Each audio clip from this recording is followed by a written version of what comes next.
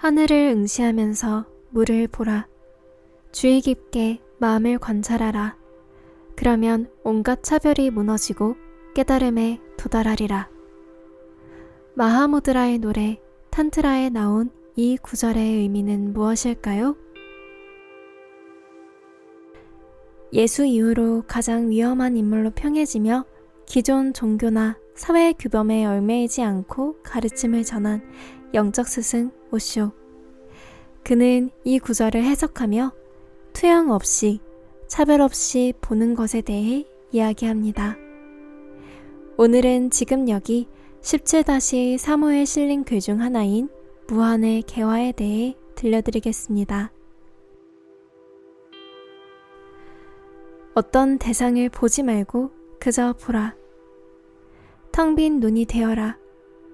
허공을 들여다보는 것, 보험 없이 보는 것, 텅 빈 눈으로 보는 것, 이것이 탄트라의 방편이다.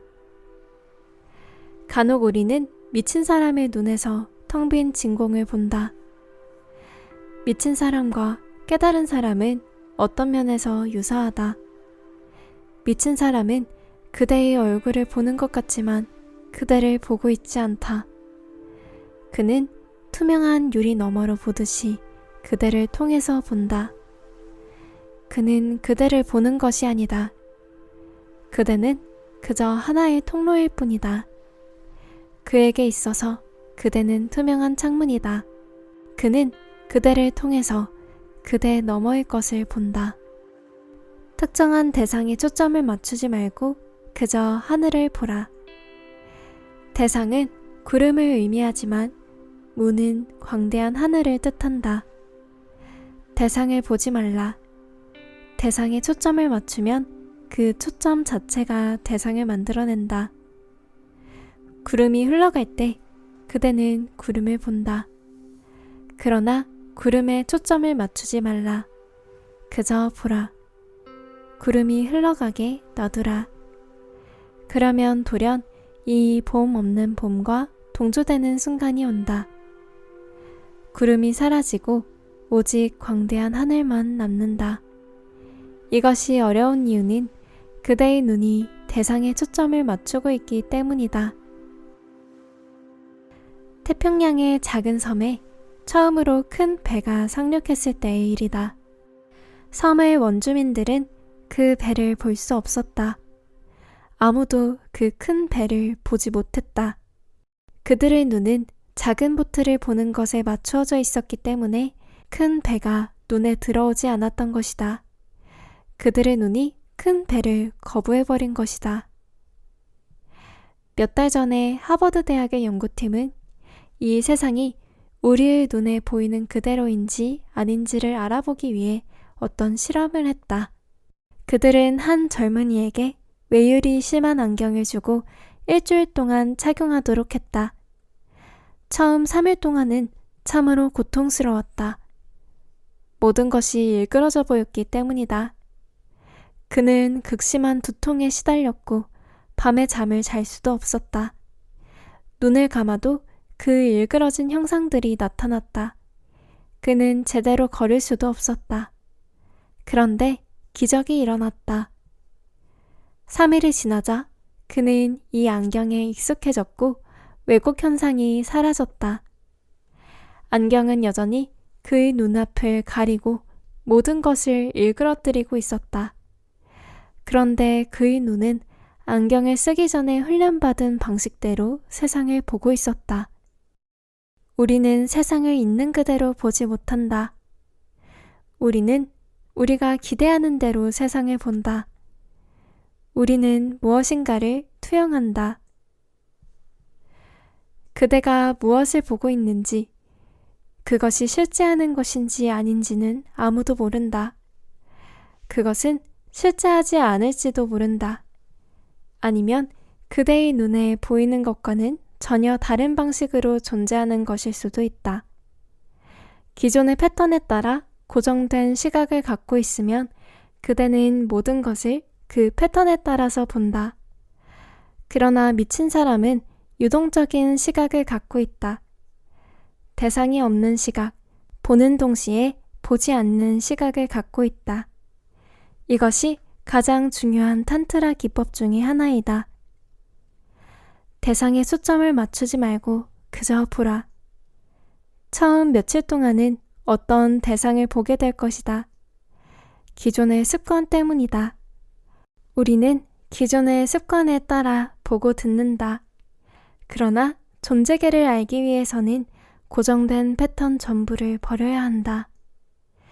그대의 눈은 마음의 영사기가 아니라 투명한 창문이 되어야 한다. 그대의 귀는 그저 하나의 문이 되어야 한다. 아무것도 투영하지 말아야 한다. 그래야 존재계가 그대 앞에 모습을 드러낸다. 존재계를 알 때 그대는 자신이 붓다이고 신이라는 것 또한 알게 된다. 존재계의 모든 것이 신성하기 때문이다. 먼저 하늘을 응시하라. 바닥에 누워 하늘을 쳐다보라. 아무 것에도 초점을 맞추지 말라. 처음에는 계속 실패할 것이다. 자꾸 잊어버릴 것이다. 그러나 절망하지 말라. 이것은 자연스러운 일이다. 특정한 대상에 초점을 맞추는 것은 그대의 오랜 습관이다. 다시 기억을 떠올릴 때마다 초점을 풀어라. 그저 하늘을 보라. 아무것도 하지 말고 그저 하늘을 응시하라. 곧 아무 것에도 초점을 맞추지 않고 하늘을 볼 때가 올 것이다. 그 다음에는 그대 내면의 하늘에도 이것을 시도해보라. 눈을 감고 내면을 들여다보라. 특정한 것에 초점을 맞추지 말라. 사념이 흘러가지만 그대는 사념에 초점을 맞추지 않는다. 그저 무심하게 지켜볼 뿐이다. 사념이 들어와도 좋고 들어오지 않아도 좋다. 서서히 그대는 사념들 사이의 간격을 보게 될 것이다. 하나의 사념이 지나가고 다른 사념이 들어오기 전에 간격이 있다. 서서히 사념이 투명해진다. 사념이 지나가고 있을 때에도 그대는 간격을 본다. 그대는 사념의 구름 뒤에 숨은 하늘을 계속해서 보고 있다. 이런 시각에 익숙해지면 점점 사념이 줄어들고 간격이 더 넓어질 것이다. 잠시 동안 아무 사념도 들어오지 않는 순간이 온다. 모든 것이 정적에 잠긴다. 난생 처음으로 평화가 찾아온다. 모든 것이 절대적인 지복으로 느껴지고 아무런 동요도 일어나지 않는다. 이런 시각이 자연스러워지면 틀림없이 그렇게 된다. 이것은 가장 자연스러운 일 중에 하나이다. 이제 모든 습관적인 패턴과 초점을 해체하면 된다. 이때에는 좋은 것도 없고 나쁜 것도 없다. 아름다운 것도 없고 추한 것도 없다. 그러면 온갖 차별이 무너지고 깨달음에 도달하리라. 깨달음은 각성의 가장 높은 경지다. 아무런 차별도 없을 때, 구별이 사라지고 모든 것이 통합되었을 때, 이때 오직 하나만이 남는다. 이것을 하나라고 말하는 것도 안 된다. 하나 또한 이원성의 일부이기 때문이다. 하나가 남지만 그것을 하나라고 말할 수가 없다.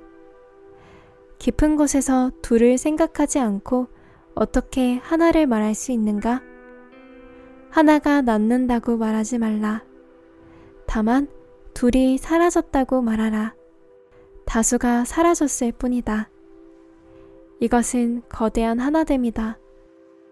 하나의 나무가 다른 나무와 합쳐지고 땅이 나무와 합쳐지고 나무가 하늘과 합쳐지고 하늘은 저 너머의 것과 합쳐지고 그대는 내 안으로 녹아들고 나는 그대 안으로 녹아든다. 모든 것이 용해된다. 모든 구별이 사라진다. 물결이 다른 물결을 덮치듯이 모든 것이 하나로 용해된다. 거대한 하나가 생생하게 진동한다. 경계선도 없고 한계도 없고 차별도 없다. 이 순간에 깨달음이 온다. 천도 없고 악도 없을 때, 죄도 없고 덕도 없을 때, 밤도 없고 낮도 없을 때, 모든 차별이 사라진 순간에 깨달음이 온다. 차별이 존재하는 것은 그대의 눈이 그런 식으로 훈련되었기 때문이다. 존재계의 차별은 존재하지 않는다. 차별은 그대의 투영이다. 차별은 그대 눈의 속임수다. 그대의 눈이 그대를 속이고 있는 것이다. 오쇼의 무한의 개화, 여러분은 어떻게 느끼셨나요? 특정한 대상에 초점을 맞추지 않고 마음을 바라봄으로써 습관적인 패턴이 해체될 때 차별 없이 보게 된다는 말씀이 인상 깊게 다가옵니다. 그럼 다른 기사로 찾아뵙겠습니다. 시청해주셔서 감사합니다.